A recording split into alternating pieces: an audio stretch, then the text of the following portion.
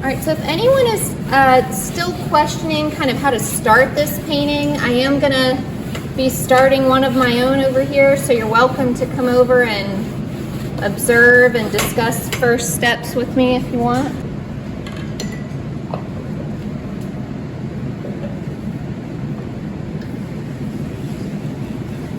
Yes, so my first pass, I'm using either my finger in the rag, which wasn't working as well as I thought it was going to, or the paint thinner to kind of pull out some lights and give me a chance to, you'll see when I go back in with the rag, it'll be a lot easier to pull out some of the lights.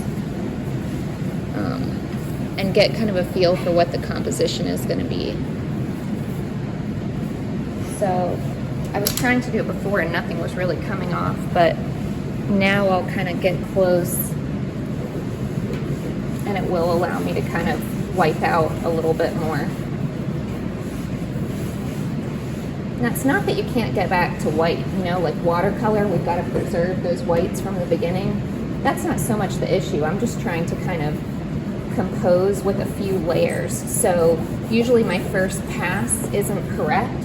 So if my first pass is subtractive, you know, then I just get more chances to get it right. So when I go to sketch it, I've already got one layer of information down. So one of my favorite exercises in drawing is to give people like 3 levels of pastel, like gray pastel, and they get the really light one and you can see it so well, but as soon as you put the next darker one, it disappears. So by the end, they have this third, much smarter drawing and you can't really see all the mistakes that were underneath, if that makes sense. So that's kind of trying to give myself a chance to do that. Yeah, there will be a little bit of residue, but there's going to be a lot of layers to this painting, and that's the other thing. I think you have a lot of freedom in the, you know, the amount of time we're going to have on this. You'll be able to make a lot of changes. All right, so I would now move into the actual paint. So I'm going to start with this just because I think it's the safer color, and I think it's a little easier to cover up. And if this felt like too dark of a color for you, I might do this color mixed with white. Or I might do like a yellow ochre, which I don't think would be dark enough. You could also keep sketching with the raw sienna, or I'm sorry, the burnt sienna. Yeah, I was trying to squint and see the areas of light and plan ahead for those a little bit. And again, that there's no reason that you have to preserve the whites. This is not a watercolor painting. It's just me visualizing the shapes over the lines. So I think a lot of times we do this line drawing first, which is really not important because you're not going to be doing the lines or the edges till the very end. So I think it's much more important to get the shapes of dark worked out.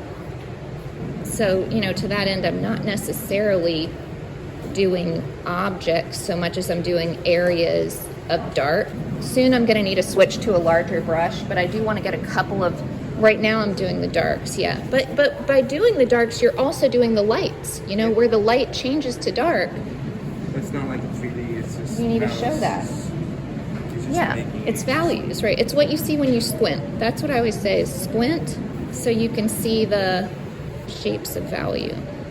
I see that dark on the wine bottle pull right into the dark on the skull. So I'm letting that kind of continue into it.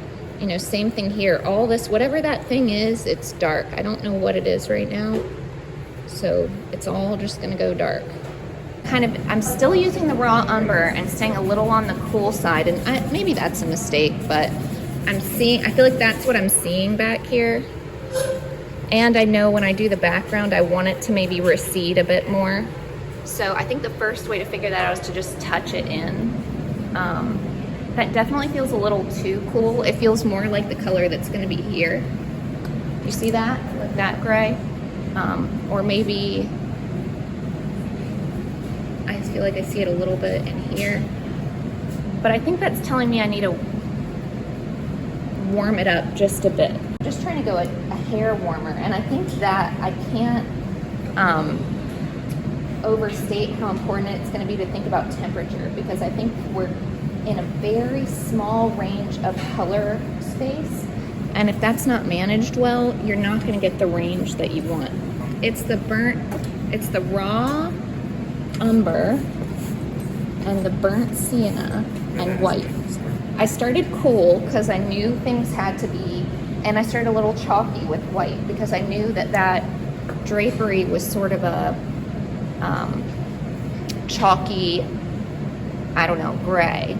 And I didn't want to accidentally warm it up too much because I know it's going to be so easy to get warmer later.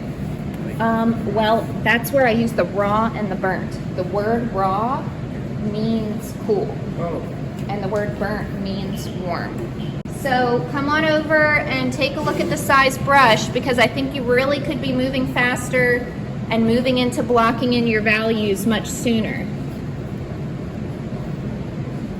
So, there's not a high threshold for detail here, although I do think there is a high threshold for accuracy.